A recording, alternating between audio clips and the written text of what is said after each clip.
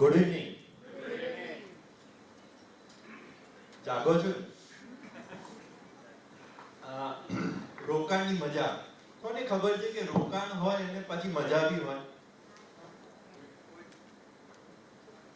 Yes, right. રોકાણની મજા એટલે તમે જ્યાં રોકાણ કર્યું હોય અને એની મજા આવે ને એને રોકાણની મજા કહેવાય. દાખલા તરીકે શેર બજારમાં કોણે ઇન્વેસ્ટમેન્ટ કરેલું છે? હવે જો તમને મહિન્દ્રા કંપની જે ક્લબ ધરાવે છે ઓલ ઇન્ડિયાની અંદર, હવે એ કંપનીના શેર તમે સપોઝ લીધા હોય અને તમને એવું કે કંપની કે તમને એક દિવસનો સ્ટે આપીશું, તો તમને કેવું લાગે? એવી જ રીતે આપણે મુકેશભાઈ છે, હવે તમે જીવોનું કાર્ડ તો ધરાવતા જ હશો, દર મહિને તમે એના પૈસા બી ભરતા હશો. તો હવે મુકેશભાઈ કે મારા શેર હોલ્ડર છે તો એમને એક મહિનો ફ્રી આપી દો, એવું તો કેવી મજા આવે? હા, પણ આવું કશું જ નથી થવાનું.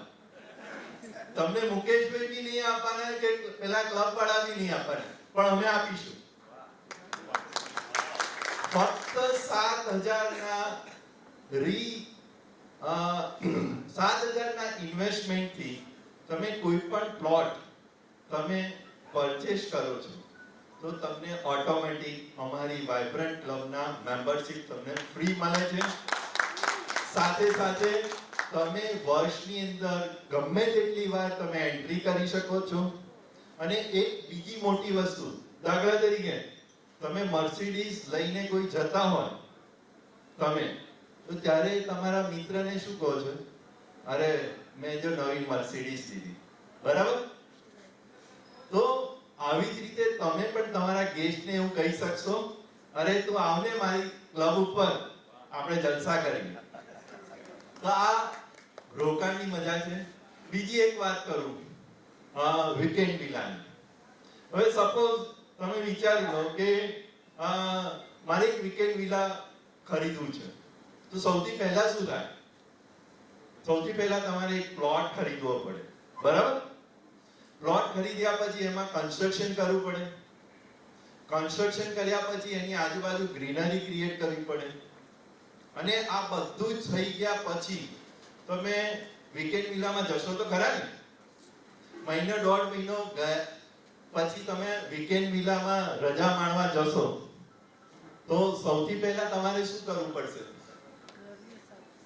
સૌથી પહેલા તમારે સાવરણી પકડવી પડશે.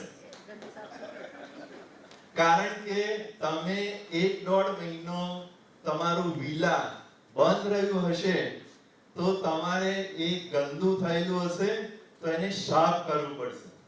હવે વિચારી લો કે આપણે સાવરણી નથી પકડવી, તો શું? તો તમારે એક માણસ ત્યાં અપોઇન્ટ કરવો પડશે કે જેને ઓછામાં ઓછું 10 થી 15,000 રૂપિયા આપવા પડશે. અને એના સિવાય મેન્ટેનન્સ તો ખરું જ. તો આ બધું વીકેન્ડ વિલાનું છે. પણ તમે એવું વિચારો કે આમાંથી કશું જ નથી કરવું, તો શું કરવાનું? ફક્ત ને ફક્ત RSIP થી તમે 7,000 નું ઇન્વેસ્ટમેન્ટ કરો, પછી તમારી બધી જવાબદારીઓ વાઇબ્રન્ટ વિસ્કોમ કરી લેશે. તમે જ્યારે તમારા બિઝનેસથી બહુ કંટાળ્યા હોય ત્યારે એક દિવસ 2 દિવસ વાઇબ્રન્ટ વિસ્કોમ ક્લબની અંદર તમે જાઓ, કંઈ પણ સાવરણી લેવાની જરૂર નહીં પડે.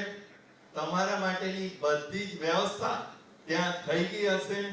2 દિવસ જલસા કરો અને ત્રીજે દિવસે પાછા આવી ફરી પાછી રી એનર્જી સાથે તમે તમારા બિઝનેસમાં જોડાઈ જાઓ. બોલો, આ કેવી આવી રોકાણની મજા? અમારું આ ડ્રીમ છે 27 ડિસેમ્બર નરેન્દ્ર મોદી સ્ટેડિયમની અંદર 1 લાખ માણસોની અંદર જે છેલ્લો જે 1 લાખનો જે માણસ છે, તમે અત્યારથી જ અપોઇન્ટ થઈ જાઓ. કારણ કે તમારે ત્યાં આવવાનું જ છે. અને મારું બી ડ્રીમ છે ડિસેમ્બર આ બધાની સાથે એટલા માટે કહું છું, 200 જણની વચ્ચે એટલા માટે કહું છું કે એક પોઝિટિવ વે તમારો મને મળે. મારું ડ્રીમ છે ડિસેમ્બર 2025 ની અંદર 100 કરોડનો બિઝનેસ મારે કરવો છે અને 100 થી વધારે માણસો લાવવા છે. તમે હેલ્પ કરશો? Thank you so much Niravbhai, thank you so much. Thank you.